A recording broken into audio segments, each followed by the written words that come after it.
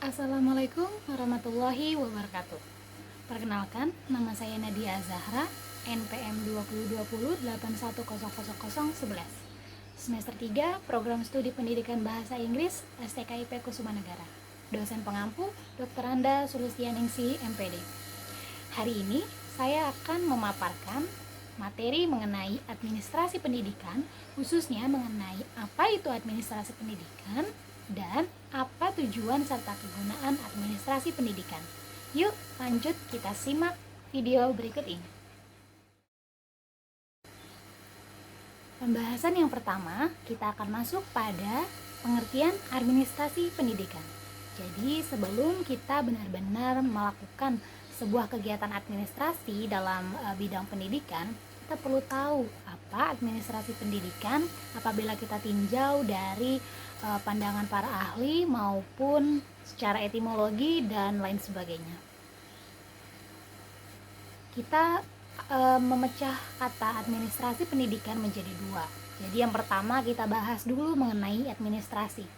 Jadi secara etimologi dari bahasa Latin, administrasi berasal dari kata ad atau yang berarti kepada atau intensif, dan ministre atau melayani bisa juga membantu. Nah, secara istilah, sebuah proses kerjasama untuk mencapai tujuan pendidikan dengan melihat hubungan antar komponen pendidikan sehingga dapat memperbaiki sistem pendidikan dengan menggunakan perangkat yang mendukung kegiatan pembelajaran. Jadi di sini kita perlu titik beratkan pada kalimat hubungan antar komponen pendidikan. Jadi dalam sebuah administrasi pendidikan itu melibatkan banyak dari bagian sistem.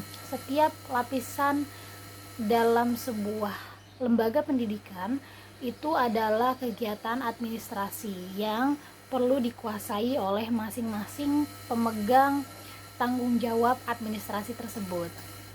Nah, hal ini ditujukan untuk memperbaiki sistem pendidikan dengan menggunakan perangkat yang mendukung kegiatan pembelajaran.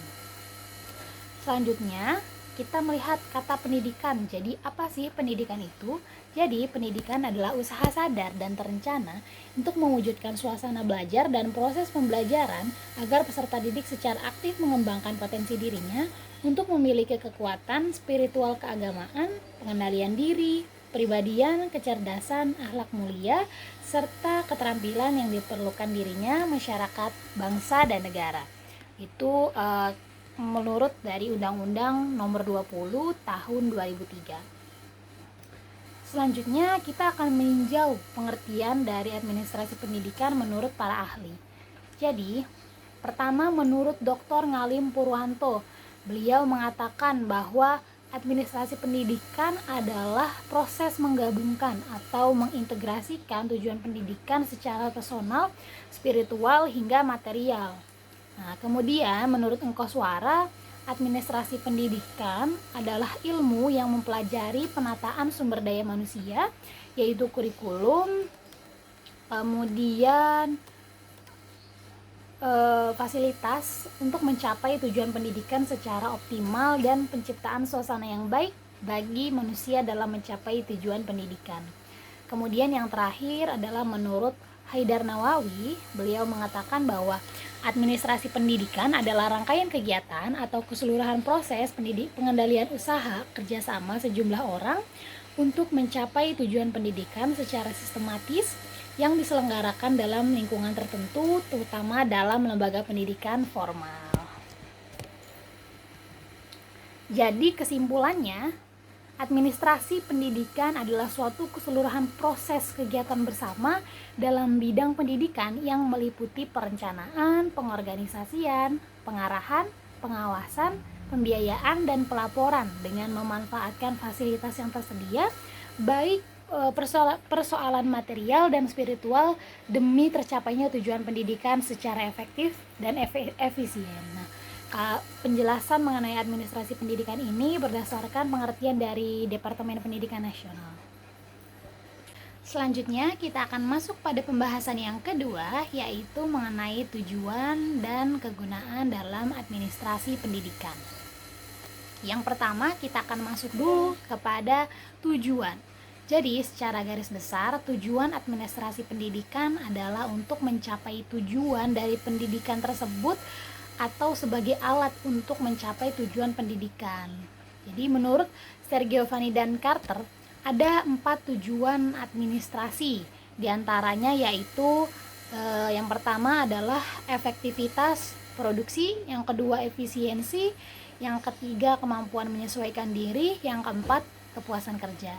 Jadi efektivitas produksi sendiri untuk mencapainya berarti kita membantu organisasi untuk menghasilkan produk sesuai dengan kebutuhan. Jadi bagaimana lembaga pendidikan bisa mencetak lulusan-lulusan yang sesuai dengan visi misi sekolah tersebut. Kemudian yang kedua adalah efisiensi. Nah, efisiensi ini berarti dalam pencapaian tujuan organisasi yang dilayani diupayakan dengan daya, dana, dan tenaga yang sekecil mungkin tetapi mendapatkan hasil yang maksimal. Jadi bagaimana sebuah administrasi pendidikan bisa menyelenggarakan pendidikan dengan daya, dana, dan tenaga yang sekecil mungkin tapi mendapatkan hasil yang maksimal. Kemudian kemampuan menyesuaikan diri. Nah, ini berarti dalam membantu atau melayani organisasi untuk mencapai tujuannya, administrasi akan menyelaraskan seluruh proses kegiatan dalam rangka pencapaian tujuan. Jadi bagaimana setiap lini bagian dalam administrasi lembaga pendidikan bisa menyesuaikan diri terhadap tugas-tugasnya, terhadap tanggung jawabnya, kemudian bisa menyesuaikan diri terhadap lingkungannya dan bagaimana bisa menanggapi apa yang sedang diembannya dan bisa bertanggung jawab semaksimal mungkin. Kemudian yang terakhir adalah tentang kepuasan kerja. Nah, dari seluruh rangkaian kegiatan administrasi dalam melayani atau membantu organisasi yang dimulai dari penetapan tujuan hingga tujuan tercapai diharapkan mendapat kepuasan kerja. Jadi, dalam administrasi pendidikan itu disusun semaksimal mungkin, sebaik mungkin untuk mencapai tujuan pendidikan. Apabila suatu sekolah memiliki visi misi yang sudah baik, maka bagaimana administrasinya itu dilaksanakan dengan semaksimal mungkin sehingga nanti yang didapatkan adalah sesuai dengan yang diharapkan dan diharapkan dapat menghasilkan kepuasan kerja bagi setiap pemegang tanggung jawab dalam administrasi pendidikan. Selain itu, ada juga pendapat lain yang menyatakan bahwa administrasi pendidikan bertujuan agar tercapai. Yang pertama, tercapainya fleksibilitas dalam proses administrasi pendidikan. Yang kedua, terwujudnya efisiensi dan efektivitas pelaksanaan administrasi pendidikan. Kemudian yang ketiga adalah terlaksananya kontinuitas administrasi pendidikan. Kemudian terlaksananya pendidikan seumur hidup yang disipliner dan berpedoman pada linearitas keilmuan. Selanjutnya kita akan masuk pada pembahasan mengenai kegunaan administrasi pendidikan. Yang pertama, guna dari administrasi pendidikan adalah planning. Nah, tanpa rencana rasanya kita akan sulit untuk mencapai sebuah tujuan. Nah, tujuan yang diinginkan baru bisa kita rasakan, baru bisa tercapai jika dibuat sebuah perencanaan.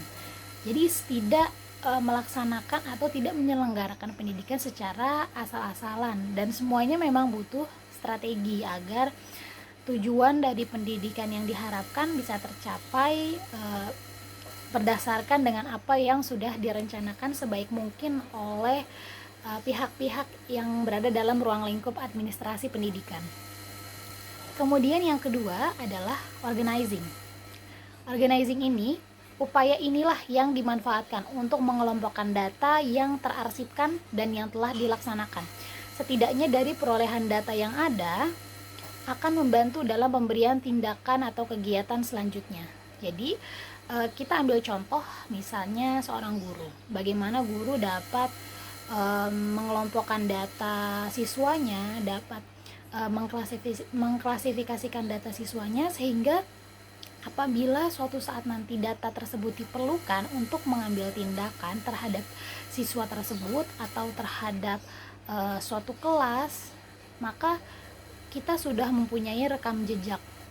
Maka seseorang dan siapapun yang melihat arsip data tersebut mempunyai rekam jejak tentang apa yang telah dilakukan, apa yang belum dilakukan, atau bahkan apa yang akan dilakukan dalam sebuah proses pelaksanaan pendidikan. Kemudian yang ketiga adalah staffing. Nah, staffing di sini berarti mengelompokkan kerja atau pembagian tugas kerja. Nah, jadi misalnya guru matematika menangani khusus bidang karakter, kemudian ada guru-guru mata pelajaran tertentu yang menangani pengarahan dan perkembangan siswa dan lain sebagainya. Nah, prinsip staffing ini adalah pembagian tugas. Jadi bagaimana administrasi pendidikan itu mengatur pembagian tugas agar pelaksanaan pendidikan bisa berjalan dengan proporsional seperti itu. Kemudian juga staffing ini bisa yang paling menonjol dan yang bisa kita lihat di dunia pendidikan adalah pembagian kerja guru. Nah, misalnya ada bagian kepala sekolah, kemudian wakil kepala sekolah, keuangan, tata usaha, konseling, dan masih banyak lagi. Nah, staffing ini efektif untuk menyelesaikan persoalan di lembaga pendidikan. Jadi tidak mungkin satu orang bisa menangani berbagai bidang dalam sebuah administrasi pendidikan. Jadi harus ada pembagian kerja dalam setiap anggota dari lembaga pendidikan agar setiap bagiannya itu bisa berjalan secara harmonis dan beriringan untuk mencapai tujuan pendidikan. Kemudian adalah motivating. Nah, motivating di sini adalah penting bagi guru atau pendidik untuk memotivasi siswa sehingga semangat untuk mengerjakan tugas-tugas dengan baik. Selain siswa sebagai goal, guru juga berfokus pada administrasi sehingga apabila ada akreditasi sekolah maka bisa mendapatkan nilai yang baik. Kemudian yang kelima adalah controlling. Nah, controlling di sini terutama untuk mengontrol kegiatan yang dilakukan oleh guru dan siswanya. Pemantauan menjadi jurus jitu memastikan bahwa kedisiplinan sangat penting diajarkan untuk para peserta didiknya. Nah, sini kita melihat lagi bagaimana manfaat dari adanya administrasi pendidikan adalah agar kita bisa mengontrol, agar bisa mengawasi bagaimana pelaksanaan pendidikan tersebut dilaksanakan oleh setiap bagian dari penyelenggara pendidikan, baik itu guru, kepala sekolah, siswa, dan lain sebagainya, itu bisa berjalan secara beriringan dan semuanya transparan gitu. Kemudian budgeting. Nah, budgeting ini merupakan dapat dikatakan sebagai poros sebuah lembaga pendidikan ya. Nah, budgeting di sini dimanfaatkan untuk tentu saja penganggaran ya, penganggaran biaya sekolah dan sebagainya. Jadi intinya segala budgeting untuk keperluan pendidikan wajib tercatat atau dibelanjakan untuk tercapainya tujuan administrasi pendidikan itu sendiri. Jadi apabila seorang guru dalam proses pembelajaran memerlukan misalnya LCD atau berbagai macam alat peraga, maka perlu adanya pembelian barang atau pengadaan sumber belajar ya, pengadaan alat peraga. Nah, setiap pengadaan tersebut harus tercatat dalam administrasi. Jadi tercatat inventaris sekolah, kemudian apa saja yang dimiliki sehingga mudah untuk dipantau dan mudah untuk digunakan kembali untuk terlancarnya untuk melancarkan proses pembelajaran di sekolah.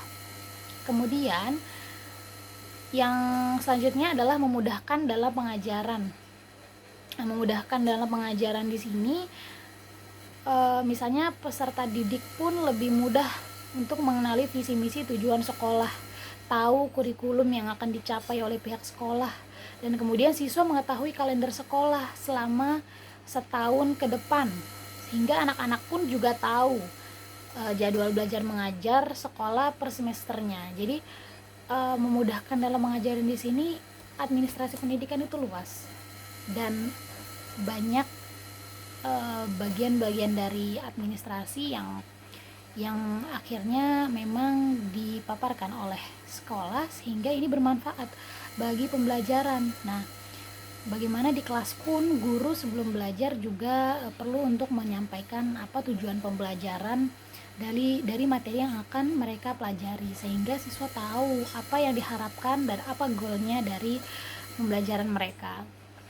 Kemudian yang terakhir adalah bermanfaat bagi kesiswaan. Nah, setidaknya kesiswaan akan dimudahkan untuk menentukan penempatan siswa dalam kelas, melatih kedisiplinan siswa, mengatur proses penerimaan siswa baru, kemudian mengetahui kehadiran dan tidaknya siswa, dan masih banyak lagi manfaatnya. Nah, bermanfaat bagi kesiswaan di sini yang tadi administrasi pendidikan yang misalnya dilakukan oleh guru di kelas, guru mencatat setiap tugas yang dilakukan oleh siswa, punya arsip tentang kehadiran siswa, bagaimana track record siswa. Nah, ini penting bagi kesiswaan juga agar nanti bisa menentukan kelas-kelas siswa pada pembelajaran tahap selanjutnya, kemudian bisa menentukan tindakan apabila diperlukan. Baik, saya rasa itu saja yang dapat saya sampaikan.